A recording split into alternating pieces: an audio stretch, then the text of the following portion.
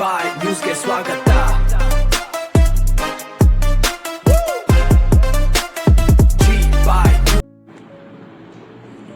ನಮಸ್ಕಾರ ಸರ್.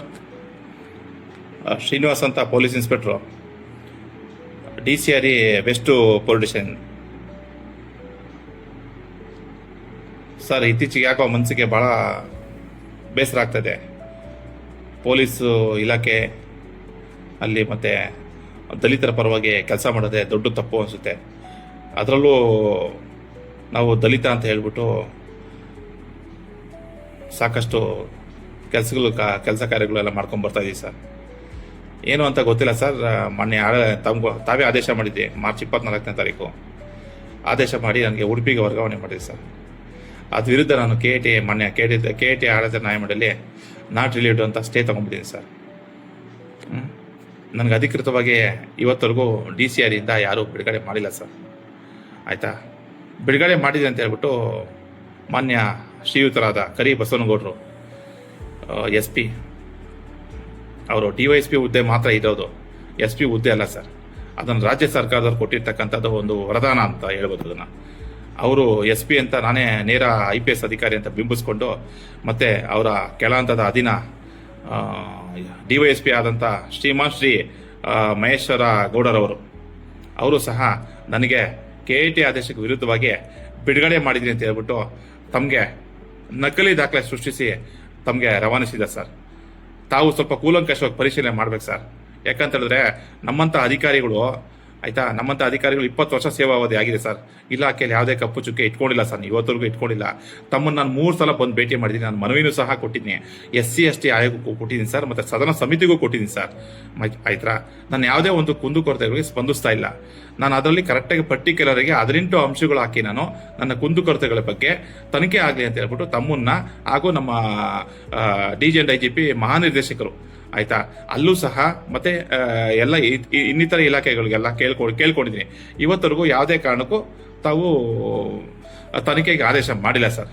ಮೊನ್ನೆ ಯಾವುದೋ ಒಂದು ಸಣ್ಣ ಒಂದು ಪ್ರಕರಣಕ್ಕೆ ಸಂಬಂಧಪಟ್ಟಂಗೆ ಬೆಳಗಾಂ SP ಅವ್ರನ್ನ ಕರೆಸ್ಬಿಟ್ಟು ಇದು ನನಗೆ ಇದು KT ಆದೇಶ ವಿರುದ್ಧವಾಗಿ ಮತ್ತೆ ನಾನು SC/ST ಆಯೋಗದಲ್ಲಿ ವಿಚಾರಣೆಯಲ್ಲಿ ಇರಬೇಕಾದ್ರೂ ಸಹ ತಾವು ಪುನರಾವರ್ತನೆ ಮಾಡಿ ತನಿಖೆ ಮಾಡಿ ಎಲ್ಲ ದುಂಬಾಲ್ ಬಿದ್ದು ತಾವುಗಳು ದೊಡ್ಡವರು ದುಂಬಾಲ್ ಬಿದ್ದುಬಿಟ್ಟು ಎಲ್ಲ ವರದಿ ಕೊಡಿ ಅಂತ ಕೇಳ್ತಾ ಇದೆ ಸರ್. ಎಲ್ಲಿವರೆಗೂ ಬಂತು ಸರ್ ನಮ್ಮ ಪೊಲೀಸ್ ಇಲಾಖೆ ಸರ್? ಬಹಳಷ್ಟು ಬೇಸರ ಆಗಿದೆ ಸರ್. ನನ್ನ ಕುಟುಂಬಕ್ಕೆ ಬಹಳ ಘಾಸಿ ಆಗ್ತಾ ಇದೆ. ನಾನು ಏನು ಕೆಲಸ ಮಾಡಿದ್ದೀವಿ ಅಂತ ಹೇಳ್ಬಿಟ್ಟು ಇವತ್ತವರೆಗೂ DCRE ಸೆಲ್ಲಲ್ಲಿ, ಆಯಿತಾ, ಯಾವುದೇ ಒಬ್ಬ ದಲಿತರನ್ನು ಕೇಳ್ಬೋದು. ಆಯಿತಾ, ನಿನ್ನೆವರೆಗೂ ಕರ್ತವ್ಯ ನಿರ್ವಹಿಸ್ಕೊಂಡು ಬರ್ತಾ ಇದ್ದೀನಿ. ಆದರೆ ನನಗೆ ಅಧಿಕೃತವಾಗಿ ಯಾವುದೇ ಒಂದು ಬಿಡುಗಡೆ ಆದೇಶ ತಾವಾಗಲಿ ತಮ್ಮ ಅಧಿಕಾರಿಗಳಾಗಲಿ ಮಾಡಿಲ್ಲ ಸರ್. ಮಾಡಿದ್ದೀನಿ ಅಂತ ಹೇಳಿದ್ರೆ ಅದು ನಕಲಿ ದಾಖಲೆ ಸರ್. ಅದನ್ನೇನು ಹೆಚ್ಚಾಗಿ ಹೇಳಕ್ ಹೋಗಲ್ಲ ಸರ್.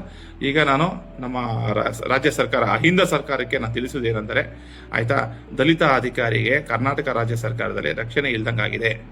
ಆಯ್ತಾ, ನಮ್ಮಲ್ಲಿ ಎಲ್ಲ ಈ ಕರಿಬಸವನಗೌಡರು, ಮಹೇಶ್ ಗೌಡರು ಇವ್ರದ್ದೇ ಎಲ್ಲ ಆಗೋಗಿದೆ ಸರ್. ಆಯ್ತಾ, ದಯವಿಟ್ಟು ನಾನು ಹೇಳೋದಿಷ್ಟೇ ಸರ್, ತಮಗೆ ಹಿರಿಯ ಅಧಿಕಾರಿಗಳಾಗಿದ್ರ, ಆಯ್ತಾ, ದೊಡ್ಡವರಾಗಿದ್ರ, ನಾನು ಒಂದು 20 ವರ್ಷ ಸೇವಾವಧಿ ಸಲ್ಲಿಸಿದ್ದೀನಿ. ಒಂದೇ ಒಂದು ಕಪ್ಪು ಚುಕ್ಕೆ ಇಲ್ಲದೆ ಕರ್ನಾಟಕದಲ್ಲಿ, ಆಯ್ತಾ, ಪೊಲೀಸ್ ಇಲಾಖೆಯಲ್ಲಿ ನಡ್ಕೊಂಡು ಬಂದಿದ್ದೀನಿ, ಪಾರದರ್ಶಕವಾಗಿ ಕೆಲಸ ಮಾಡ್ಕೊಂಡು ಬಂದಿದ್ದೀನಿ. ಆದರೆ ಯಾವುದೇ ಒಂದು ಮುಂದಿನ ಅವಘಡ ಅಂತ ನೋಡಿ ಸರ್, ತಿರುಗ್ತಾ ಇದೆ ತಣ್ಣನೆ ಗಾಳಿ. ಆಯ್ತಾ, ಅದು ಯಾವುದೇ ಕಾರಣಕ್ಕೂ ಮುಂದಿನ ಅವಘಡಕ್ಕೆ ತಾವು ಅವಕಾಶ ಮಾಡಿಕೊಡಕ್ಕೆ ಹೋಗ್ಬಿಡಿ ಸರ್. ಏನಾದರೂ ಒಳಸಂಚು ಮಾಡಿ, ಒಳಪಿತವರು ಮಾಡಿ, ಆಯ್ತಾ, ನನ್ನ ವಿರುದ್ಧ ಷಡ್ಯಂತ್ರ ಮಾಡ್ತಾ ಇದ್ರೆ ಖಂಡಿತ ಮಾಡಕ್ಕೆ ಹೋಗ್ಬಿಡಿ sir.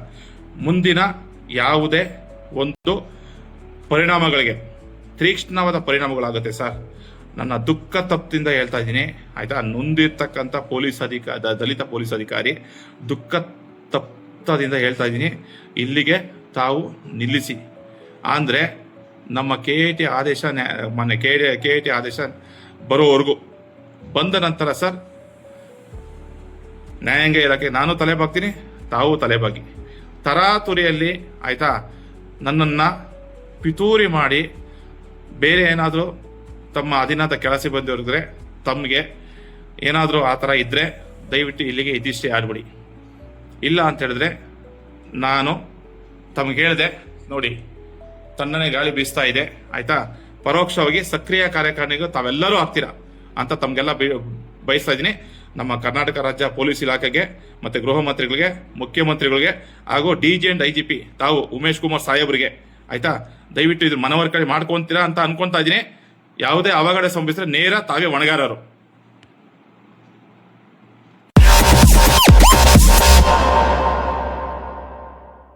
Subscribe to my channel. Subscribe to my channel.